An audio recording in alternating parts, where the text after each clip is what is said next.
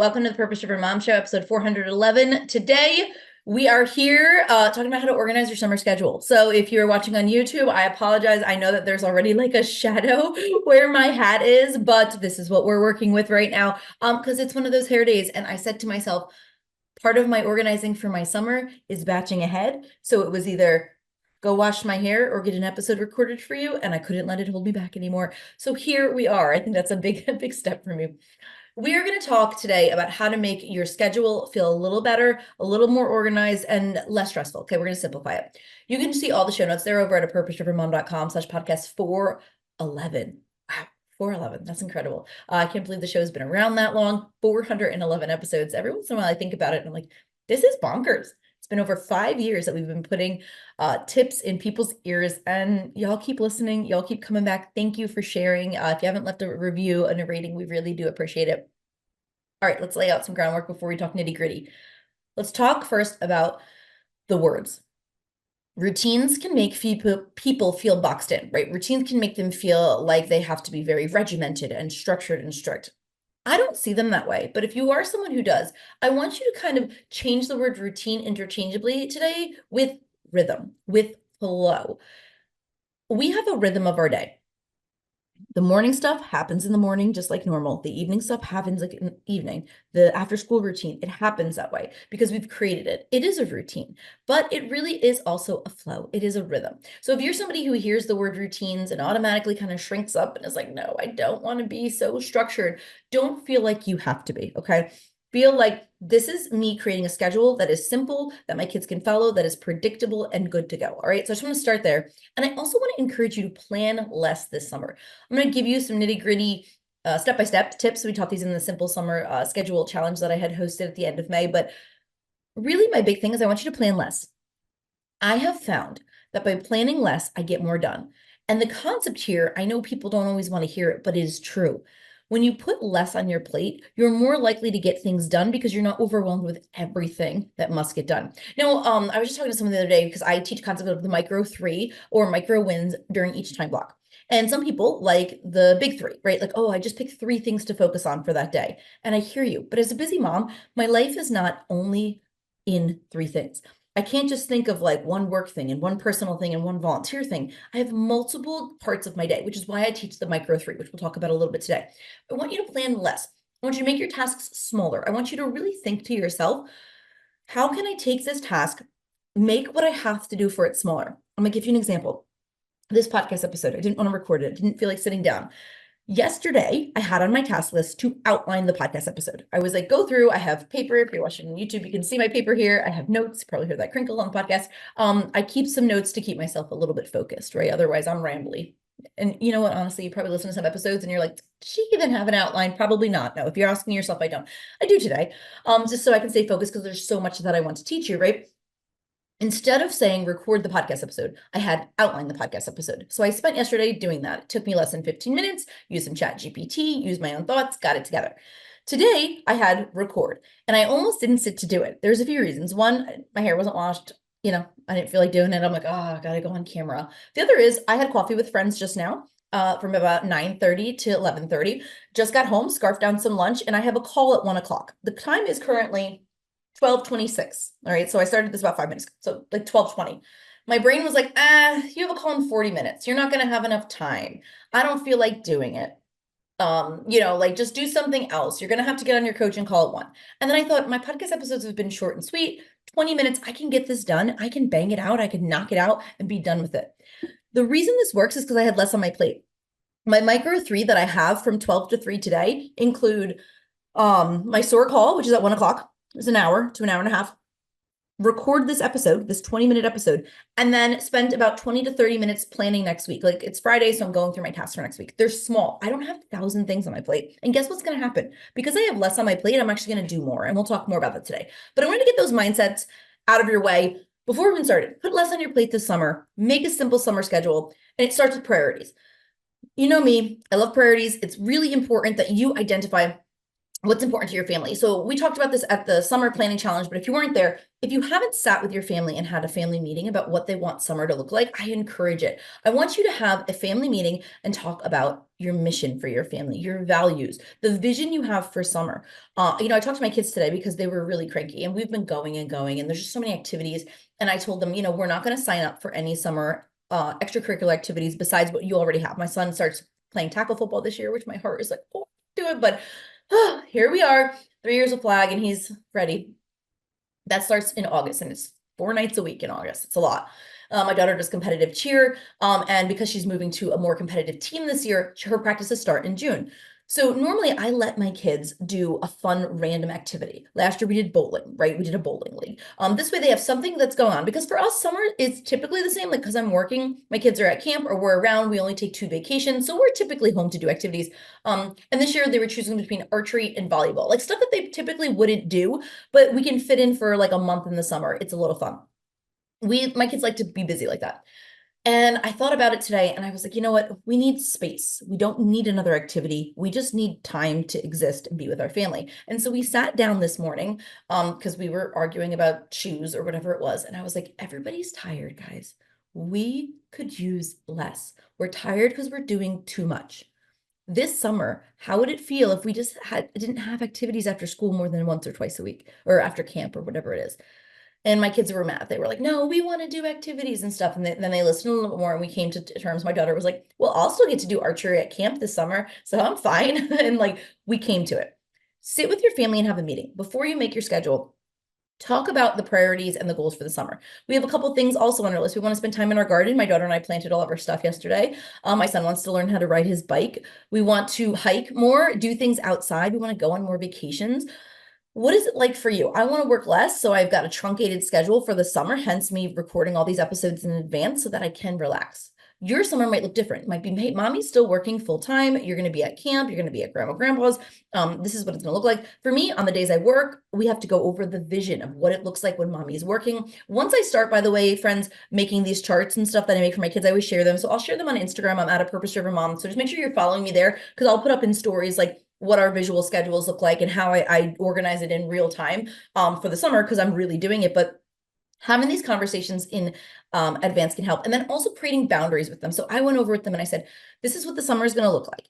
Some weeks you have camp and we have a calendar, so they know which weeks they're at camp. And I said, and the other weeks that we're home, I said, this is when mommy's going to be working when you're at home, because I still have to work. I'm working Mondays from 9 to 12, Tuesdays from 11 to 3, and Fridays from 12 to 3. I said, that's my work schedule in the summer. And I've gone over this before, but we have certain languages around when mommy's working, what it looks like, what you're doing, what we're not doing, when you can come in the room, stuff like that.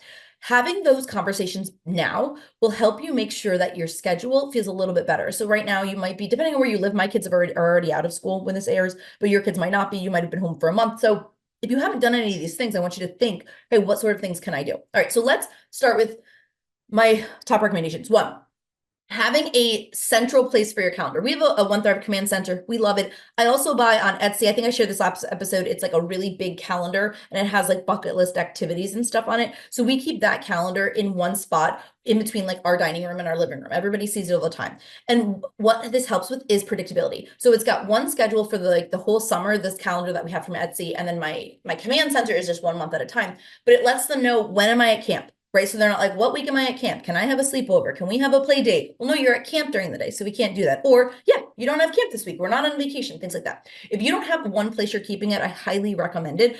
A master schedule somewhere. Then you can also put on there structured activities, but you can also put things that are like fun, so that there's blank space. Make sure, and I taught this in my challenge, but I teach plan, push, rest, and fun as our seasons. It's all, I teach it in the Purpose Driven Mom Club. Get on the list. Doors are closed. purposedrivenmom.com/club. But I teach this for a reason. Yes, my kids are going to be at camp some weeks, but then we have weeks where we're not doing anything, because I know that it's important for them to have some structure, and it's also important for them to have downtime. So make sure that in your master schedule, when you make it, when you look at June, July, and August, that's when you're going to see, oh my gosh, we have way too much on our plates right now. I cannot keep up with this. Where's the break? And this is what happened to me like end of April. I was making our summer plans, and I had one more week to fill up of camp or something, because I needed to get work done. And I was like, oh, I feel like we should do a camp this week, whatever. And I stopped and I was like, I don't want to do any more camps. I looked at the whole schedule. I put all the dates for the whole summer, and I was like, it's too full already. I want more space. If you don't have a master schedule, if you don't have it all together in one spot, it's going to be very easy for you to just fill it up with stuff. So looking at it together, then you can plan things like the beach day, the carnival, whatever vacations, things like that, camping outside in your backyard. All right. We also do use a digital calendar. I'm just going to plug a Google Calendar. I tried to get my husband on Trello. He wasn't about it. Google Calendar is a family calendar way to go because he can see it and I can see it. And if he asks something, I can say, just go to the calendar, right? Like I'm always like, you have eyes, you can use the calendar. That's where the information is if you don't see it. So I like that, but I also recommend having a visual master calendar and a visual weekly / maybe also and daily calendar. I love visual schedules. Marlene Spence, she came and spoke at the Purpose Driven Mom Summit this year and last year, and she talked all about visual schedules. I was telling my husband this morning, we were arguing about something with the shoes, my son, and he said to me, "You're always telling me what to do." He said, "I go to school and people tell me what to do." My son's in kindergarten, and I come home and then I go to practice and everybody tells me what to do. I just want you to stop telling me what to do. And I felt awful because I was like, I do. And I realized when my kids are the best with our flows and our rhythms is when we have a visual chart for them, because I don't have to tell them what to do. There's something about that chart that will have them brushing their teeth without me having to remind them. So today, actually, I put it on my list that I'm going to make for Monday a morning chart, because that's when we're fighting, and an evening chart, because we're always fighting about like what time to get, not fighting, but like, the argument, right? Like my kids have 4 things to do in the morning: eat their breakfast, get dressed, brush their teeth, and put their shoes on. That is all I require of them in the morning. And they get up with my daughter. I have to wake her up. So she only has about an hour to get ready. My son, he gets up so early. He literally has like 3 hours. He's up at like at least 6 o'clock. So he has plenty of time, but he's choosing not to. So if you haven't created a visual schedule for your kids, I recommend. So what I do in the summer is, and again, I'll post this, like I'm recording this in May, but like once June hits and my kids are home, I'll post these. I have these large pieces of paper. Okay. And I post the week at a glance. So not only do we have our monthly at a glance at their eye level with when camps are, I'll post a week at a glance on these big papers. I tape them together and I put time blocks on them. So they know when tech time is, when mom's working, when we're going to a sport, when we're going to a friend's house. So I do that for the week so they can look at the whole week. Okay. And then I am not sure if I'm going to do dailies. So that's why I said or. I'm definitely doing the weekly, but I might do dailies for certain routines that need a little help. Like I mentioned, our morning routine's gotten to be a lot of arguing lately. And so I'm like, we just need to get back to basics and you need a little visual chart. So I, for example, might make them specific charts for certain time blocks. I might make them one for mommy's work block on Mondays, right? Mondays from 9 to 12, if mommy's in the office working, and from 9 to 12, I'm in meetings, like 9 to 12. That's the only quote work I'm getting done. I'm not getting to actually sit at the computer and create, build things or record episodes. I'm literally in meetings. It starts my week off. All my admin meetings happen Monday from 9 to 12. So it's a door close. What are you doing during that time? So I might make them a checklist. I talked before about the onboard list. And again, I'll be posting these things as I make them. I need to make them their onboard list, which will be on their checklist, like do something from the onboard list. This is when I work. I let them have tech. So this is when like you can have tech, but I might give them something else to do. So my kids used to make their beds and they don't lately. I want to get back to it. So I might say, hey, from 9 to 12 on Mondays, because also like they're going to be getting up without alarms and things like that. And again, this is just for when they're not at camps, obviously. So when they're home, I might say like, hey, cool, have your breakfast, get dressed. They might have the same rhythm. See how it's the same thing. Have your breakfast, get dressed, brush your teeth. And then I can say, then you can have tech, or then something from the onboard list or whatever. And then I'll make lunch when I'm done. It's the same rhythm that typically happens from 6 to 9 during the school year that will be happening from 9 to 12. So see how it's just getting shifted a little bit, but giving them a visual schedule. Again, master schedule monthly, and then choose, do you want weekly time blocks laid out? Do them for yourself at least, but I encourage you to do them with your kids. And then the daily routine charts are just so incredibly helpful for kids. They need that visual. All right. Now, in the summer may not be the best time to create new routines, but it is a good time to reinforce current routines. So like I mentioned, our morning 4, again, we'll say 3 because we don't have to get shoes on unless we're going to camp or something. But again, if your kids are going to camp, I'm going to keep the exact same morning routine. My kids, the weeks they are at camp, we leave at the same time, if not earlier, because we walk to school now. We live like 5 minutes from school. So we leave the house at 8:35 for school. Some of these camps are a little bit further away, so we need to leave at 8:20, 8:15. My daughter's going to a Girl Scout camp that's about 40 minutes away. My son doesn't have camp that week because it's like it's a ride, right? But it's a really great experience for her. So I suck it up and we do the drive. We have to leave at 8 o'clock. Okay, so some of the mornings are earlier, but ask yourself, what routines did we have during the school year that do I want to keep during the summer? Keep those rhythms, keep those flows, keep those things going for yourself. Don't feel like, oh, it's the summer. I want to okay, let's back up. I'm not gonna tell you how to feel. I have been there where I have felt like this. I'll tell you about me and then you can apply it how you want to be in bossy, right? But I have felt like, oh, it's the summer. We need to let loose. We need to relax. We need to, and I do. My kids already go to bed at 9, so it's not like they have early bedtimes. So, but maybe some nights we stay up later at the fire pit, or I'm not going to wake them up. If they don't want, my daughter, their little body needs sleep. So if my kids need sleep and we don't have to go to camp, I'm not going to wake them up. My kids are not sleeper inners though. Like they will, I don't think my kids have ever slept past 9. So I'm not too worried about it. But there are certain days I'll let things slide. But what I don't want to let slide are the rhythms and the routines that help us have some structure and get things done. So if you have an after school routine like we do of here's where your backpacks go, here's how you empty them out. My kids, thankfully, their school is like at this in K and 2, their homework has been optional. Former school teacher here, taught for 8 years. And now as a parent, I'm like, homework is ridiculous. I am anti-homework. My kids are in school all day. Teach them. We read, we do tons of other learning. Naturally, like let them live, right? So anyway, but if you have your homework, maybe it's homework. And then my kids aren't allowed to have tech until a certain time. So then they go play outside or do something in their rooms or whatever it is, right? I kind of want to keep that, but maybe I move that to a different meal. So maybe it's like, this is our after lunch routine, things like that. You can create some new routines, which you will probably have to, especially if they're home all day. But I want to encourage you to make the goal not, we must do all these new things in the summer.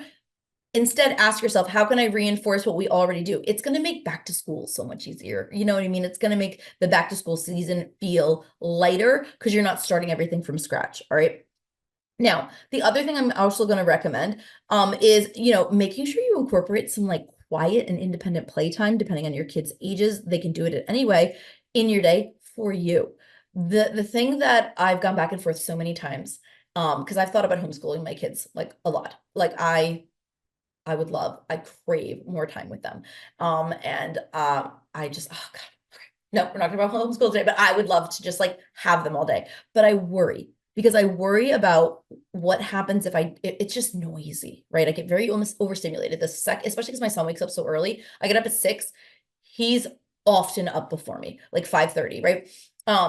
So there's no quiet. The second I get up, pretty much to the second I go to bed, there's noise happening for me. Except when my kids are at school, if I'm not recording a podcast or in a meeting or coaching, sometimes I'm just working, but I can work in silence. It can be quiet. It's a really sweet arrangement what I got going on right now. I am fortunate for the schedule that I've built and I love it. I worry about, oh man, the kids are home.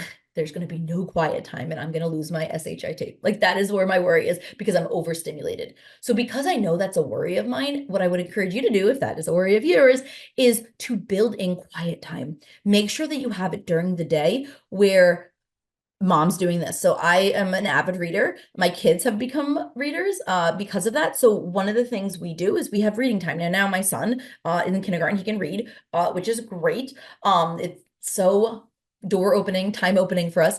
So I incorporate when they're home in the summer, like a reading block, like in one of our time blocks after lunch is like reading time where everybody gets books and we all just sit around and like read and it's quiet and snuggle. And it's the best part of my day, right?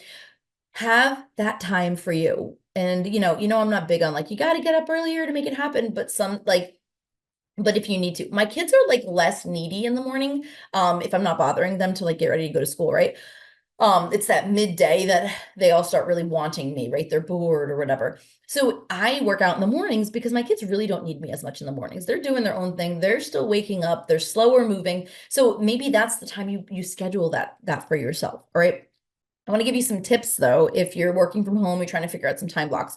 So one of the things I do, like I mentioned already, is I've pre-identified when I'm going to be working this summer. And I'm going to keep to that the best I can the weeks that kids are home. Okay, so I'm going to talk now, pretend my kids are not at camp that week. When my kids are at camp, I keep my normal schedule. When they're not at camp, I'm limiting my schedule this summer to meetings only. And then around that time block is when I'm going to do computer work. And that's the other reason I'm batching so much ahead so that I'm not worrying about that.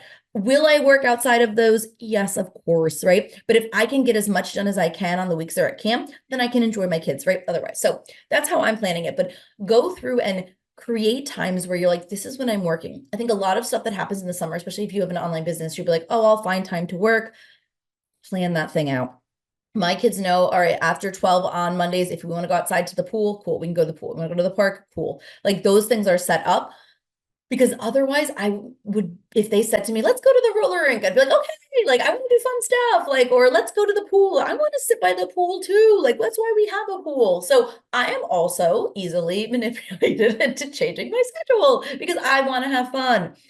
Pre-planning when you're going to work and creating those boundaries is going to really help. If somebody asks you to do something, I always have the language of, well, this is a block of time I'm working. How about here and there? And so I just encourage you to think about that when you're making your schedule. Remember that the passion project that you're thinking of, the podcast you want to start, the work you have to get done has to get done too. But when you pre-plan some fun and you pre-plan work, I think your schedule is going to feel a little bit better, all right? But I also want to encourage you to have some flexibility, have some buffer time, have some space.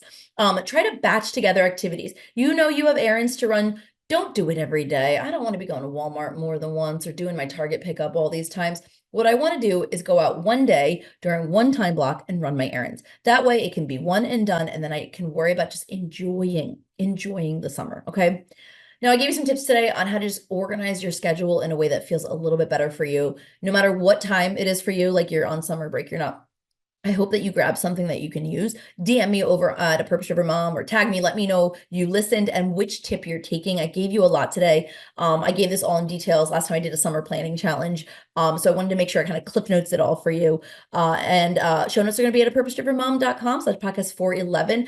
I know the summer is going to be challenging for you, but you're equipped. You can do it, and have a great one.